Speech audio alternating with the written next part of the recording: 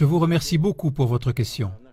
Tout d'abord, en ce qui concerne les exercices militaires, les manœuvres aériennes et l'expansion de nos forces armées. Vous avez dit à l'instant que la Russie a considérablement contribué à la tension qu'on voit actuellement dans le monde. La Russie y a bien évidemment contribué, mais seulement dans l'intention de défendre toujours plus fermement ses intérêts nationaux. On n'attaque pas l'Occident. Je veux dire attaquer dans le sens politique. On n'agresse personne. On ne fait que défendre nos intérêts. Le mécontentement de nos partenaires occidentaux, notamment des Américains, est lié au simple fait que nous défendons nos intérêts. L'augmentation de la tension n'est pas liée à nos manœuvres militaires ou à d'éventuelles actions menaçantes de notre part dans le domaine de la sécurité. Je m'explique. Vous avez parlé des vols de nos avions de combat, y compris des vols de nos avions stratégiques. Mais est-ce que vous savez qu'au début des années 1990, la Russie a complètement arrêté les vols stratégiques dans les régions éloignées, comme l'Union soviétique le faisait auparavant? Nous les avons complètement arrêtés. Mais pendant ce temps, les avions stratégiques américains ont continué à voler avec des armes nucléaires à bord. Pourquoi? Contre qui? Qui menaçait-il? Nous n'avons pas effectué de vol. Année après année, nos avions n'ont pas volé.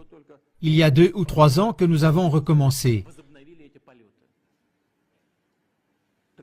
Alors, qui est le provocateur? Est-ce que c'est nous? Nous n'avons que 2 bases militaires à l'étranger dans des zones qui représentent un danger terroriste. Alors, chers amis, cette vidéo est une vidéo qui date, mais je trouve qu'elle est tellement pertinente parce qu'il y a des révélations qui se font dans cette vidéo par Vladimir Poutine lui-même sur le conflit, sur ce qui a engendré ou entraîné ce conflit russe-ukrainien. Alors, il faut savoir qu'il répond à un journaliste de la BBC qui a le culot de lui poser certaines questions. Déjà, d'abord, la question sur les accusations que les Occidentaux font à la Russie, parce que pour les Occidentaux, il y a une guerre froide qui est menée et qui est dirigée par la Russie. Et dans cette guerre, il va lui poser la question de comprendre également pourquoi est-ce qu'il fait des manœuvres d'intimidation dans les airs ou dans les eaux occidentales, voilà, de l'Union européenne et des autres pays qui l'accusent de cela. Et il estime que non, Vladimir Poutine est au courant de ces manœuvres puisqu'il est le chef suprême des armées. Donc, il donne l'ordre à ce qu'il puisse intimider les autres pays. Et il a le culot également de lui poser la question de savoir est-ce qu'il aura besoin d'aide, parce que à cette époque-là, le cours du rouble, donc la monnaie russe, était en baisse et il a le culot en plus de lui poser la question de savoir si dans les jours à venir, est-ce que la Russie aura besoin d'aide? Est-ce que Vladimir Poutine va aller négocier ou demander de l'aide par rapport à sa situation critique? Mais la réponse de Vladimir Poutine laisse tout le monde sans voix. Honnêtement, suivez cette vidéo. Je vous prie, suivez vraiment cette vidéo parce que dans les réponses que Vladimir Poutine va donner, il va faire des révélations. Il va dire certaines vérités que beaucoup de gens ne savent pas. Regardez la vidéo et réagissez en commentaire. Monsieur le Président, John Simpson de la BBC. Les pays occidentaux disent presque unanimement qu'il y a une nouvelle guerre froide et ils pensent que c'est vous qui avez décidé de la recommencer. Presque tous les jours, on voit des avions russes procéder à des manœuvres dangereuses près de l'espace occidental. Cela se fait sous votre commandement, c'est vous qui décidez ça en tant que commandant suprême. Vous envoyez les troupes russes sur le territoire d'un pays souverain, l'Ukraine. D'abord, il y a eu le cas de la Crimée, ensuite de la partie orientale de l'Ukraine.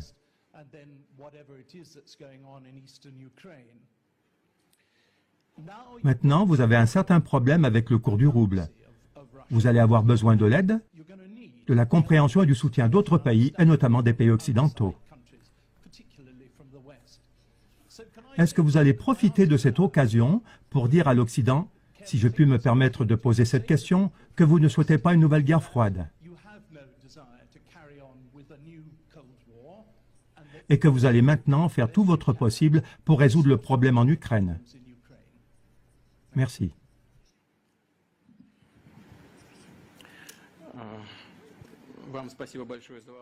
Je vous remercie beaucoup pour votre question. Tout d'abord, en ce qui concerne les exercices militaires, les manœuvres aériennes et l'expansion de nos forces armées. Vous avez dit à l'instant que la Russie a considérablement contribué à la tension qu'on voit actuellement dans le monde. La Russie y a bien évidemment contribué, mais seulement dans l'intention de défendre toujours plus fermement ses intérêts nationaux. On n'attaque pas l'Occident. Je veux dire attaquer dans le sens politique. On n'agresse personne. On ne fait que défendre nos intérêts. Le mécontentement de nos partenaires occidentaux, notamment des Américains, est lié au simple fait que nous défendons nos intérêts. L'augmentation de la tension n'est pas liée à nos manœuvres militaires ou à d'éventuelles actions menaçantes de notre part dans le domaine de la sécurité. Je m'explique. Vous avez parlé des vols de nos avions de combat, y compris des vols de nos avions stratégiques. Mais est-ce que vous savez qu'au début des années 1990, la Russie a complètement arrêté les vols stratégiques dans les régions éloignées, comme l'Union soviétique le faisait auparavant? Nous les avons complètement arrêtés. Mais pendant ce temps, les avions stratégiques américains ont continué à voler avec des armes nucléaires à bord. Pourquoi? Contre qui? Qui menaçait-il? Nous n'avons pas effectué de vol. Année après année, nos avions n'ont pas volé. Il y a 2 ou 3 ans que nous avons recommencé. Alors, qui est le provocateur? Est-ce que c'est nous? Nous n'avons que 2 bases militaires à l'étranger dans des zones qui représentent un danger terroriste. Au Kirghizistan, la demande a été faite par les autorités kirghizes, par le président de l'époque, Akev, après une incursion de terroristes venus d'Afghanistan. Au Tadjikistan, il y a une base russe qui est aussi sur la frontière avec l'Afghanistan. Je pense que vous avez tous intérêt à ce que la situation reste calme là-bas. La plantation de bases là-bas est bien fondée, compréhensible et adéquate. Les bases militaires américaines, elles, en revanche, sont partout dans le monde. Et vous dites que nous nous comportons agressivement?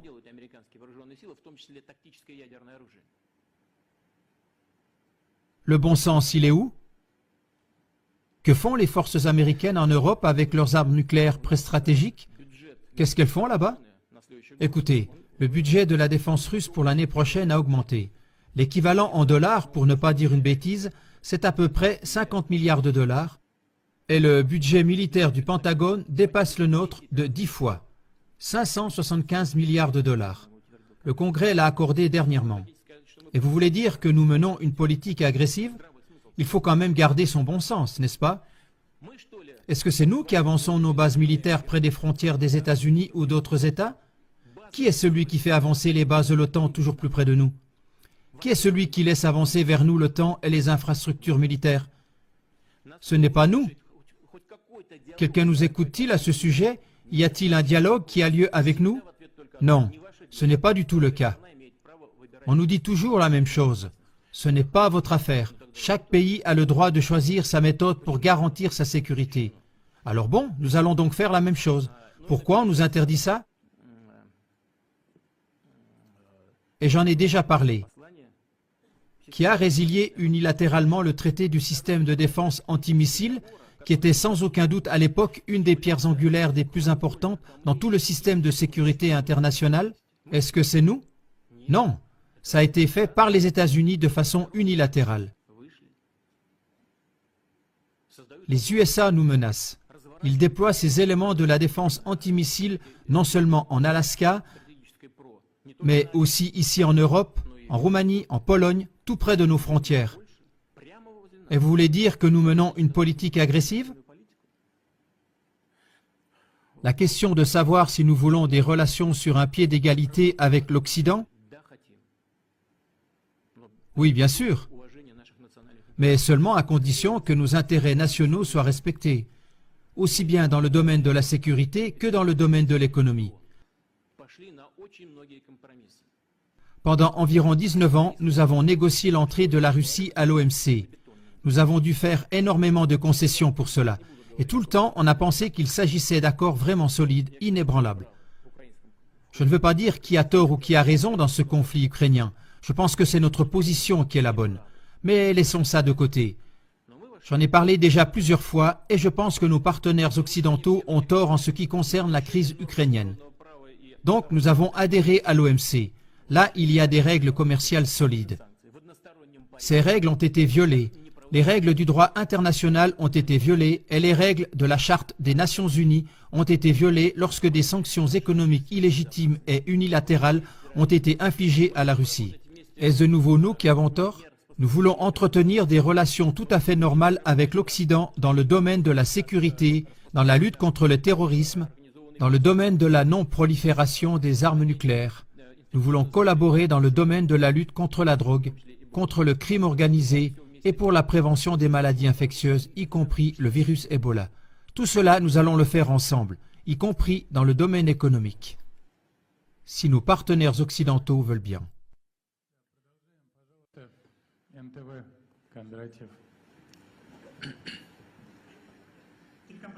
Vladimir Vladimirovitch, Monsieur le Président, 25 ans se sont écoulés depuis la chute du mur de Berlin. Vous avez vous-même été témoin de cet événement quand vous travailliez à l'époque en RDA. Depuis, on a beaucoup fait, peut-être pas ce que nous avions espéré initialement. Il y avait beaucoup d'espoir, mais quand même, il y a eu des progrès. Grâce à votre persévérance, on était tout près de supprimer l'obligation de visa avec l'Union européenne. Et maintenant, en cette année d'anniversaire de la chute du mur, en quelques semaines à peine, il y a à nouveau un mur qui est érigé. Pas en béton, mais il est là. Un mur invisible d'aliénation, de méfiance, d'accusations réciproques. Et où pensez-vous que ce refroidissement va nous conduire? Certains parlent déjà d'une nouvelle guerre froide. Est-ce qu'on va habiter dans des mondes séparés ou bien est-ce qu'on a des possibilités pour reconstituer le dialogue et la coopération?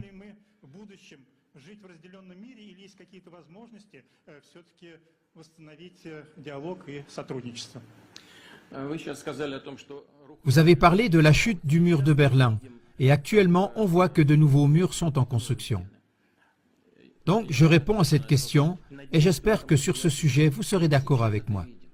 Ce n'est pas d'aujourd'hui que nous voyons la construction de murs. C'est bien vous qui êtes un spécialiste pour l'Allemagne et pour l'Europe. Après la chute du mur de Berlin, ne nous a-t-on pas dit qu'il n'y aurait aucune extension de l'OTAN vers l'Est? Malgré tout, celle-ci a tout de suite commencé. Il y a eu 2 vagues d'extension de l'OTAN vers l'Est. Et cela, n'est-ce pas un mur? Oui, ce n'est pas un mur matériel et réel, mais c'est plutôt un mur virtuel et invisible. Mais on a commencé à ériger ce mur. Et le système de défense américain antimissile en Europe le long de nos frontières, n'est-ce pas un mur également? Comprenez, personne n'a stoppé cela. Et c'est cela le problème principal des relations internationales d'aujourd'hui. Nos partenaires n'ont pas freiné. Ils ont décidé qu'ils étaient les vainqueurs, qu'ils constituaient l'empire et que les autres étaient les vassaux qu'il s'agit de descendre. Et c'est ça le problème.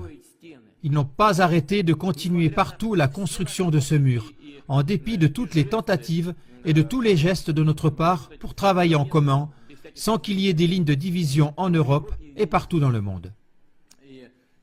Je pense que notre position intangible par rapport aux différentes situations dans le monde, également en Ukraine, devrait faire comprendre à nos partenaires occidentaux que le meilleur chemin et le plus juste, c'est d'arrêter de continuer à construire de nouveaux murs et de commencer à construire une zone commune humanitaire, de construire une zone commune de sécurité et d'économie.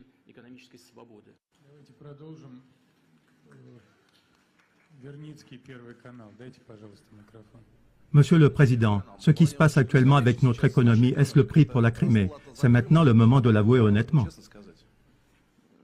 Non, ce n'est pas le prix pour la Crimée.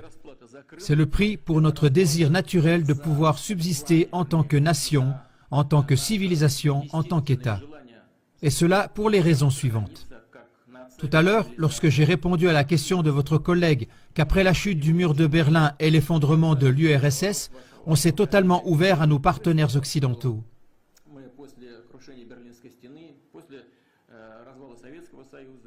Et qu'est-ce qu'on a pu voir ensuite? Le soutien direct et total du terrorisme dans le Caucase du Nord, c'était de l'aide en direct. Comprenez-vous? C'est ainsi qu'agissent les partenaires? Je ne vais pas entrer dans les détails, mais c'est un fait et tout le monde le sait.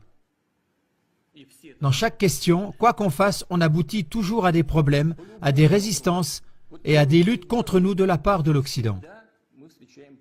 Rappelons-nous les Jeux Olympiques de 2014 à Sotchi. De quelle manière notre pays s'est préparé pour cet événement, avec quel enthousiasme et quelle joie nous l'avons fait? Avec ces Jeux olympiques, nous avons voulu organiser une fête non seulement pour nous, mais aussi pour les amis du sport du monde entier.